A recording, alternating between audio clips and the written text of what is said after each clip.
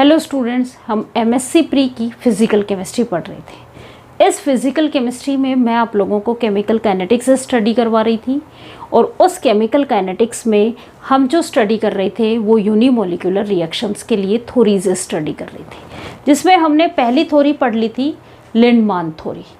आज मैं इस वीडियो लेक्चर्स में उस लिंडमान थ्योरीज के ड्रॉबैक स्टडी कराऊंगी।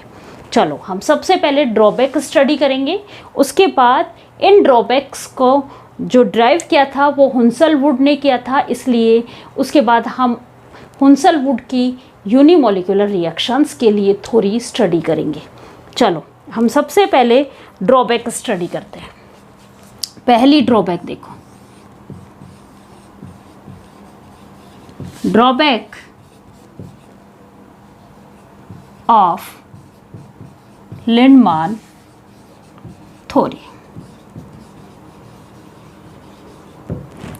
याद होगा आपको, लिंडमान थ्योरीज में हमने अज्यूम किया था कि जो रिएक्टेंट मॉलिक्यूल्स हैं उनमें आपस में कोलोजन होगा और कोलोजन्स के थ्रू ये अपनी एनर्जी ट्रांसफ़र करके एनर्जाइड मॉलिक्यूल्स में कन्वर्ट हो जाएंगे। ये एनर्जाइड मॉलिक्यूल्स डी एनर्जाइड होके रिएक्टेंट की फॉर्म में भी कन्वर्ट हो सकते हैं और डिकम्पोज होके प्रोडक्ट की फॉर्म में भी कन्वर्ट हो सकते हैं। ये मैकेनिज्म यूज़ करते हुए हमने रिएक्शन का रेट निकाला था और उस रेट की जो इक्वेशन थी वो आपको याद होगी। रेट इक्वल टू आया था आपके पास K2 K1 A की square upon K2 K1 A की square upon K2 plus K inverse A। ये इक्वेशन आई थी।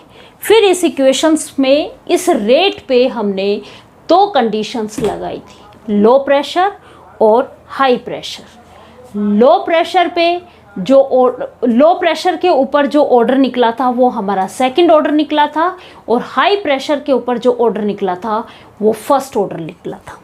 मीन्स रेट की जो इक्वेशन निकाली थी उसमें हमने प्रेशर कंडीशन लगाई थी और प्रेशर कंडीशन में हमने दो कंडीशंस अप्लाई की, लो प्रेशर और उस लो प्रेशर पे रिएक्शन का जो ऑर्डर निकल के आया था वो सेकंड ऑर्डर था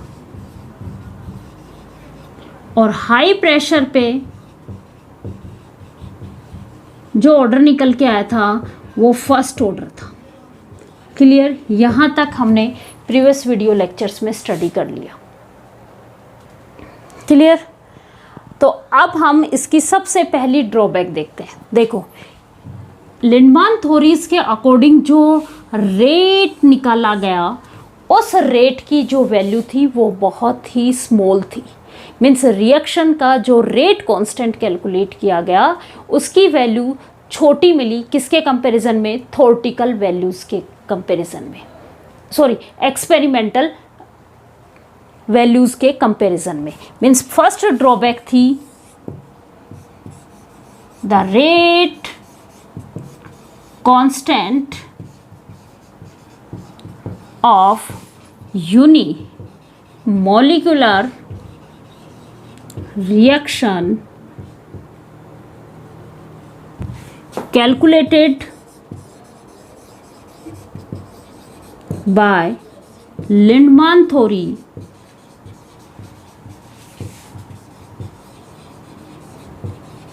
the value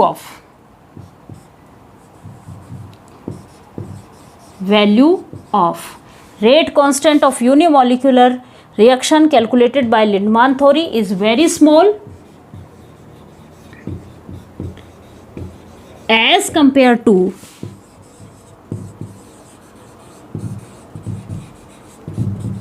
theoretical values, experimental values, experimental values. Experiment के थ्रू जो वैल्यूज़ कैलकुलेट की गई थी वो वैल्यूज़ और लिंडमान थ्योरीज के द्वारा जो वैल्यूज़ कैलकुलेट की गई थी वो मैच नहीं हो रही थी, उनमें डिफरेंस आ रहा था। अब कैसे कैलकुलेट किया गया था लिंडमान थ्योरीज के थ्रू? देखो अब आप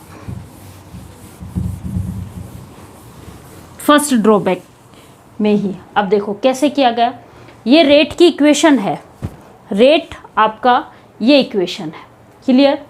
अब यदि हम ये कहें, ये इस इक्वेशंस को नंबर 1 दे दो, हमने ये माना नाउ सपोज दैट जो रिएक्शन हो रही है वो एक स्ट्रेट फॉरवर्ड डायरेक्शन में हो रही है। मीन्स क्या कहा, हमने कहा कि एक रिएक्टेंट आया और डायरेक्ट प्रोडक्ट में कन्वर्ट हो गया, विद किसी भी तरीके का उनके बीच में कोई कोलोजन नहीं था, डायरेक्ट रिएक्शन थी। सिंपल वे में जो रिएक्शंस हम लिखते हैं, रिएक्टेंट लिखते हैं और प्रोडक्ट लिखते हैं। इस रेट कांस्टेंट को हमने के डैश से रिप्रेजेंट कर दिया। हमें रेट लॉ भी पता होता है। According to rate law,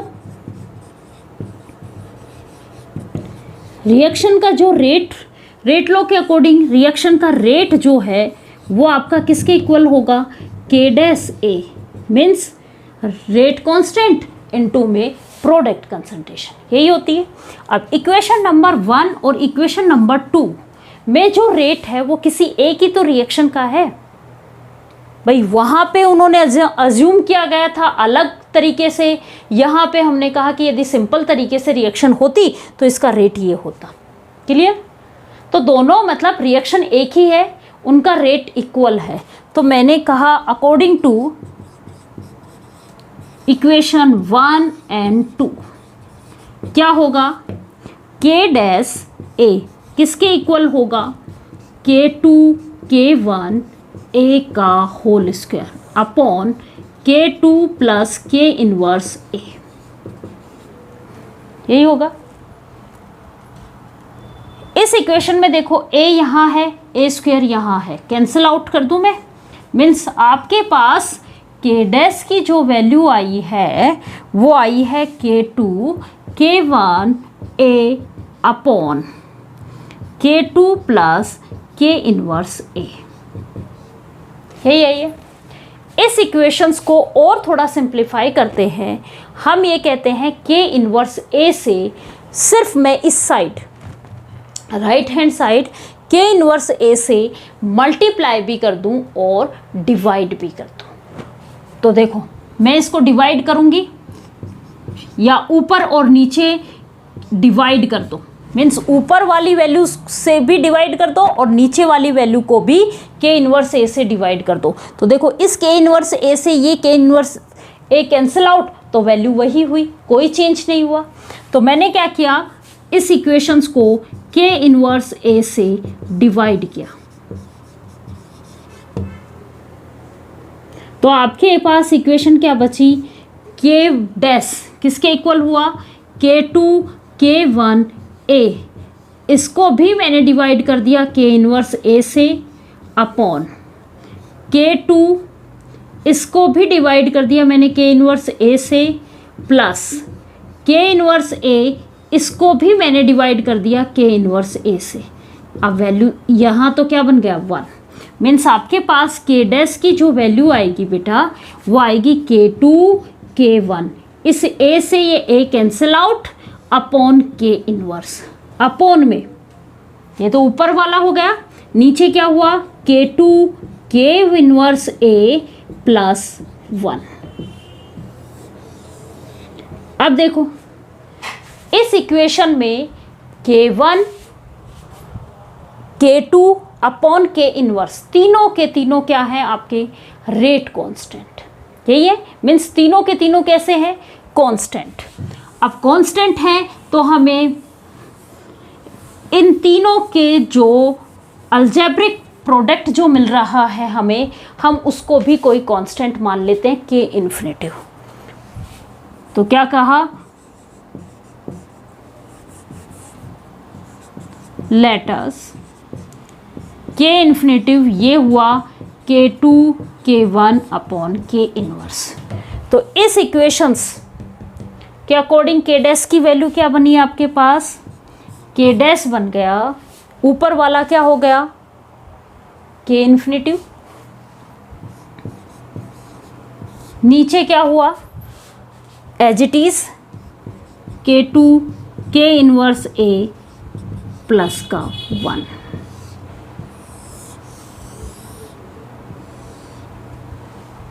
clear? यहाँ तक हमें एक इक्वेशन मिली। अब क्या किया, उसके बाद एक ग्राफ प्लॉट किया गया, कंडीशन लगा के एक ग्राफ प्लॉट किया गया। क्या कंडीशन अप्लाई कराई? पहली कंडीशन तो ये लगाई कि यदि ऐसा होता, उन्होंने कंडीशन अप्लाई कराई, इफ K2 इक्वल हो जाते K इनवर्स A के, उस कंडीशन पे आपका जो रेट है वो रेट हो जाता मैक्सिमम रेट का हाफ। K इन्फिनिटिव, ये K2 upon K inverse A, इसकी वैल्यू किस में कन्वर्ट हो जाती? 1 में। भाई K2 और K इनवर्स A की वैल्यू क्या है? इक्वल है। तो मैं इसको K2 और नीचे वाले को भी K2 लिख दूँ, K2 से K2 कैंसिल आउट, मीन्स ये क्या बना? 1। तो 1 + 1 किस में कन्वर्ट हो गया? 2 में, K इन्फिनिटिव अपॉन 2। ये हमें कंडीशन अप्लाई की। फिर इन्होंने क्या किया, इस इक्वेशंस का यूज करते हुए K डैश और इस A के बीच में ग्राफ खींचा। अल्टीमेट ये A कहाँ जाएगा? ऊपर जाएगा। मीन्स ये कह सकते हैं हम K डैश जो है वो डायरेक्टली प्रोपोर्शनल A होता है एक टाइम तक, क्योंकि जब मैंने आपको प्रेशर इफेक्ट स्टडी कराया था वहाँ पे हमने स्टडी किया था, लो प्रेशर के ऊपर जो है वो सेकंड ऑर्डर में हो जाती है और हाई प्रेशर पे वो फर्स्ट ऑर्डर की रिएक्शन की तरह बिहेव करती है।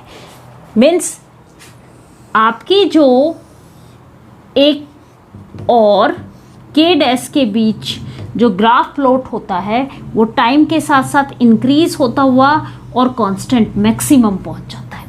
इसी तरीके का ग्राफ बनेगा। इस ग्राफ में जहां ये मैक्सिमम हुआ वो रेट कांस्टेंट आपका क्या है? K इन्फिनिटिव, यही होगा। अब इस K इन्फिनिटिव का हाफ क्या होगा? K इन्फिनिटिव बाय 2, यही हुआ। और इस हाफ के रेस्पेक्ट में जो कंसंट्रेशन आई उस कंसंट्रेशंस को A1/2 बोला गया। और ये जो कंसंट्रेशंस लिंडमान थ्योरीज के थ्रू कैलकुलेट की गई ये और एक्सपेरिमेंटल वैल्यूज से कैलकुलेट की गई या कोलोजन थ्योरीज का यूज़ करते हुए जो कैलकुलेट की गई वो वैल्यूज़ दोनों डिफरेंट आई। तो फर्स्ट ड्रॉबैक क्लियर हो गई आप लोगों को कि जो लिंडमान थ्योरीज के थ्रू कैलकुलेट किया गया रेट कांस्टेंट था वो और एक्सपेरिमेंटल वैल्यूज से कैलकुलेट किया गया रेट कांस्टेंट की वैल्यू सेम नहीं थी, डिफरेंट थी।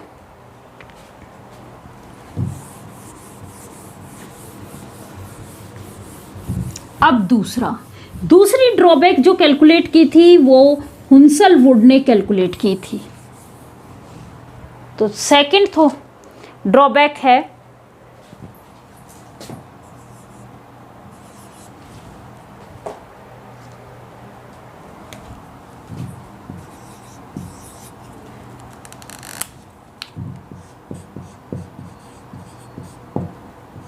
हुंसलवुड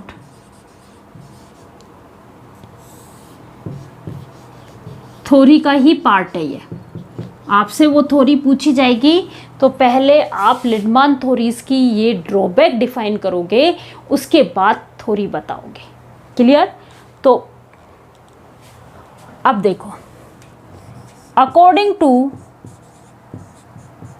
लिंडमान थ्योरी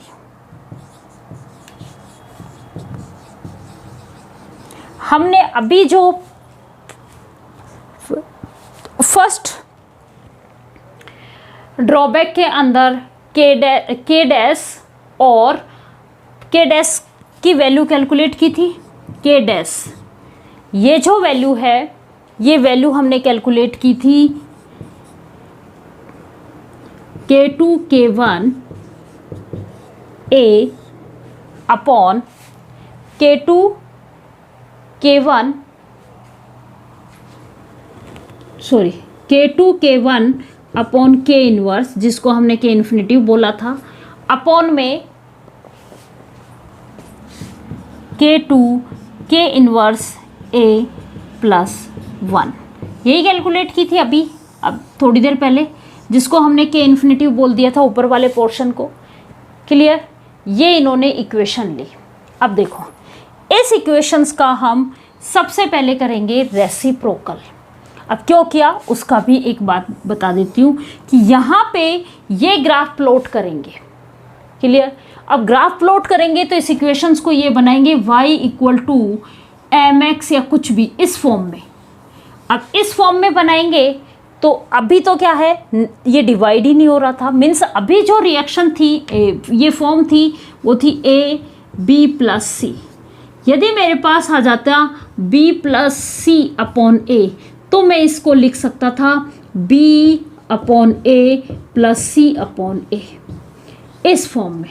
लेकिन इसका तो मैं कुछ भी नहीं कर सकता, इसको मैं इस फॉर्म में नहीं लिख सकता, इसलिए इस इक्वेशंस का मुझे क्या करना पड़ेगा, इस फॉर्म में लाने के लिए रेसिप्रोकल करना पड़ेगा। Reciprocal this equation. अब इस इक्वेशंस का रेसिप्रोकल करो। 1 अपॉन के डैश किस फॉर्म में चला गया, ये ऊपर चला जाएगा और ऊपर वाला पोर्शन उठ के नीचे आ जाएगा। मीन्स क्या बना, K2 अपॉन के इनवर्स ए प्लस का 1 अपॉन ये पूरा पोर्शन कहाँ आ जाएगा, नीचे, K2 K1 अपॉन के इनवर्स। क्लियर? अब मैं इस साइड को कौन सी फॉर्म में लिखूंगी, इस फॉर्म में लिखूंगी।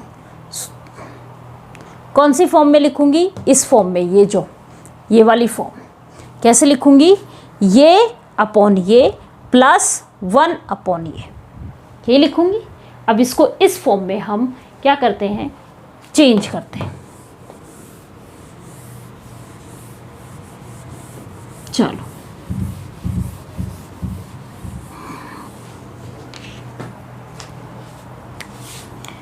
1 अपॉन के डैश इक्वल टू, ये क्या हो गया,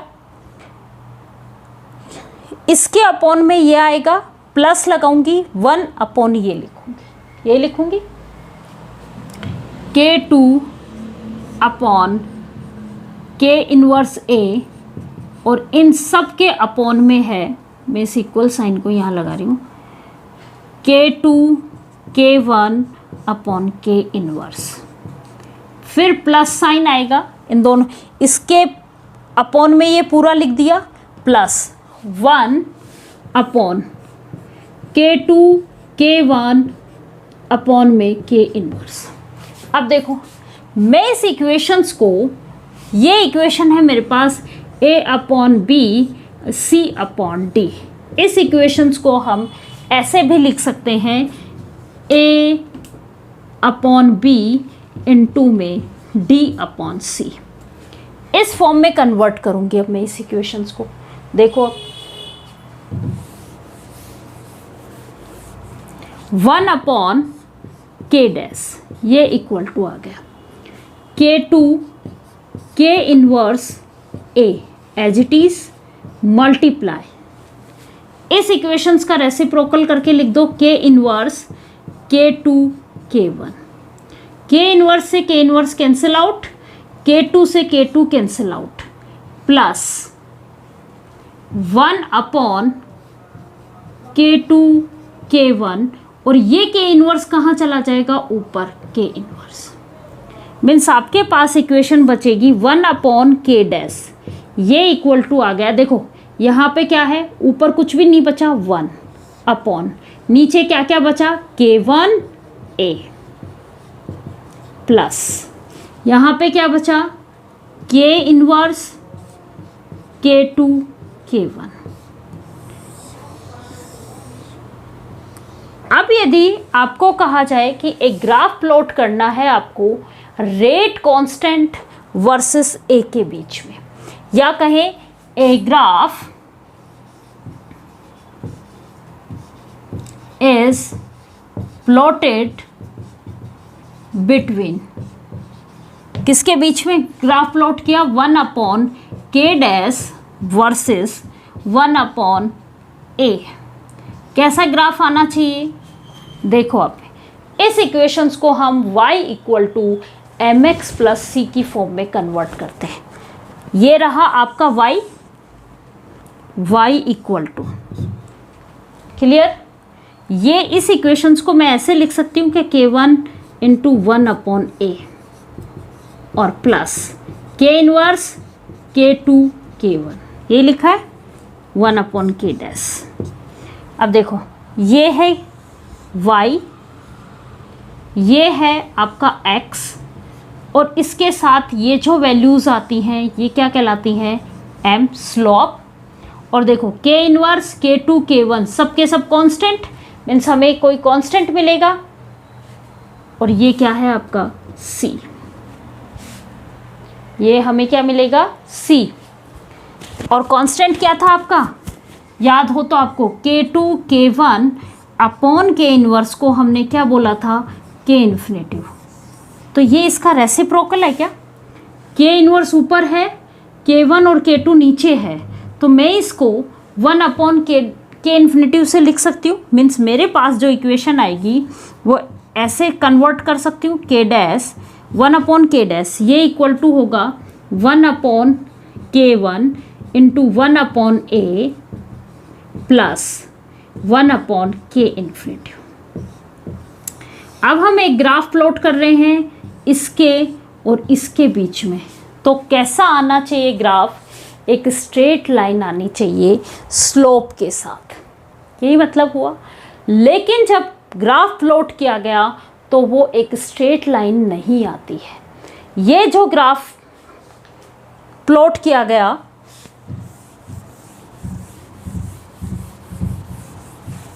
वो कैसा आना चाहिए? लिंडमान थ्योरीज के अकॉर्डिंग हमारे पास ये इक्वेशन आ गई। और जब हम एक ग्राफ प्लॉट करेंगे, a graph is plotted between 1/k dash versus 1/a, then according to Lindemann theory, a straight line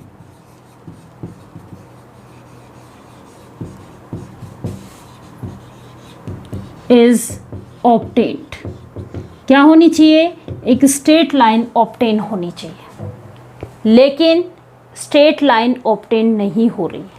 means हमारा जो ग्राफ था वो कैसा होना चाहिए? लीनियर होना चाहिए, must be linear. According to Lindemann theory a straight line is obtained और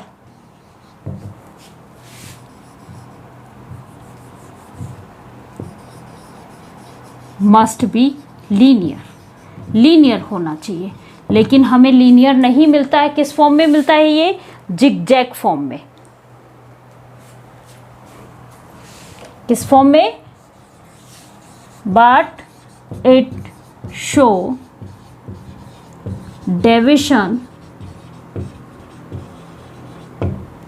फ्रॉम लीनियरिटी।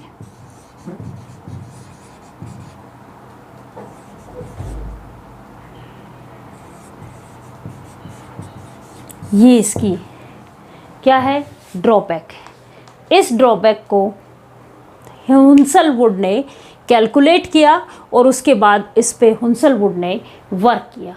तो हम नेक्स्ट जो वीडियो लेक्चर है उसमें हुंसलवुड की थ्योरी पढ़ेंगे कि उन्होंने फिर इसके बाद क्या अज्यूम किया।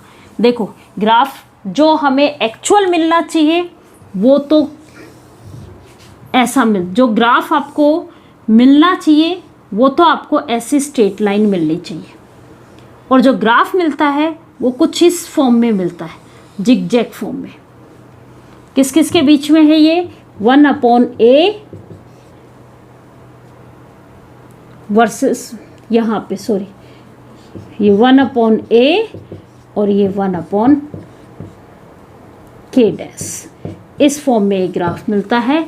ये इसकी ड्रॉबैक, दूसरी ड्रॉबैक हुंसलवुड ने कैलकुलेट की थी, और ये ड्रॉबैक जो आई थी ये इसका रीज़न था कि लिंडमान ने किसी भी तरीके की एनर्जीज़ का रीडिस्ट्रीब्यूशन डिफाइन नहीं किया था। उनके अकॉर्डिंग मॉलिक्यूल्स की जो इंटरनल एनर्जी है उससे रिएक्शन का रेट अनइफेक्टेड रहता है, किसी भी टाइप के रिएक्शन के रेट को इफ़ेक्ट नहीं करती है कौन सी इंटरनल एनर्जी। तब हुंसलवुड ने ये कहा था नहीं, यूनिमोलिकुलर रिएक्शंस के रेट को मॉलिक्यूल्स की इंटरनल एनर्जी जो है वो भी इफ़ेक्ट करती है। तो उन्होंने फिर इसमें इंटरनल एनर्जीज़ का कंट्रीब्यूशन डाला और इस ड्रॉबैक को दूर किया। तो हम नेक्स्ट वीडियो लेक्चर में जो है वो लिंडमान हुंसलवुड थ्योरीज जो है उसको कंप्लीट करेंगे। Thank you.